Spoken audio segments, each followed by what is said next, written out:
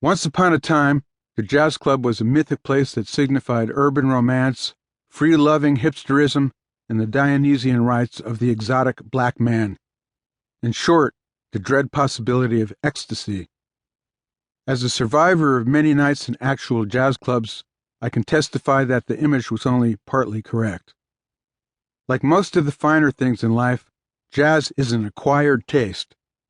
As a suburban youth, I would often ride the bus up the New Jersey Turnpike through the industrial wasteland that must be crossed before the island of Manhattan is won.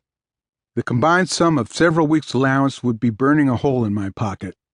After docking at the dependably sinister Port Authority terminal, I'd take the AA train to Waverly Place in the West Village, which by then had pretty much completed its transformation from Bohemia into Bohemia Land. Tourists nursed espressos at the Café WOR and the Café Bazaar.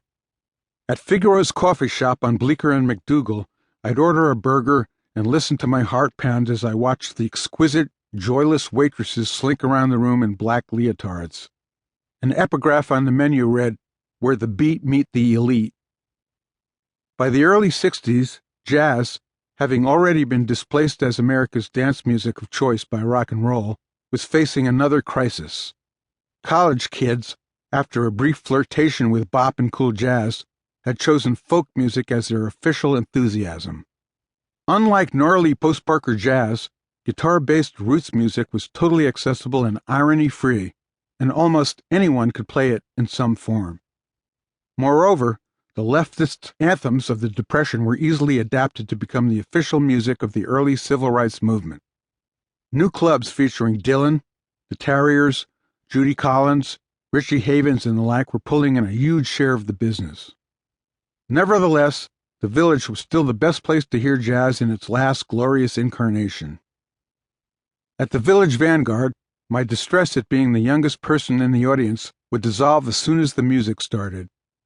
In the early 60s, God stood on that tiny stage. A lot of them drank J&B and smoked Luckies, but they were gods just the same. Miles Davis, Sonny Rollins, and John Coltrane were still youngish, fearless, and working at the summit of their creativity.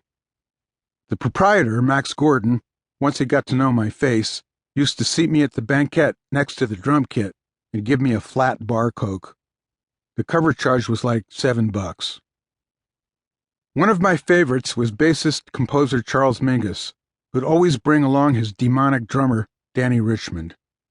Every time Richmond started banging out that triple time, the vibration of his sizzle cymbal would move my glass towards the edge of the table, and I'd have to push it back to the center. I remember Mingus halting a tune in mid-gallop to lecture us on race, politics, cheating record companies, and hypocrisy, both black and white. Watching this tempestuous artist at work, I found the extra musical events just as exciting as the music. I have to admit cringing, though, when Mingus, on one of his rougher nights, started screaming Uncle Tom at old Coleman Hawkins, who was sitting at the bar. Hawk just gave him a world-weary smile and took another swig. Once, when I complimented pianist Jackie Byard after a set, he actually sat down at my table and graciously answered some questions about the music. As the premier club in New York at that time, the Vanguard attracted a crowd that was a mix of serious fans and tourists. Of course, there would always be the young preppy in a blazer sitting with his date, attractive in a little black dress. Imagine a split screen. On the left, the kid's eyes are wide, his face is flushed, he's transfixed. He can't believe he's finally in a real jazz club 12 feet away from the great John Coltrane, who's blowing up a hurricane. His date, on the right side of the screen, is in hell.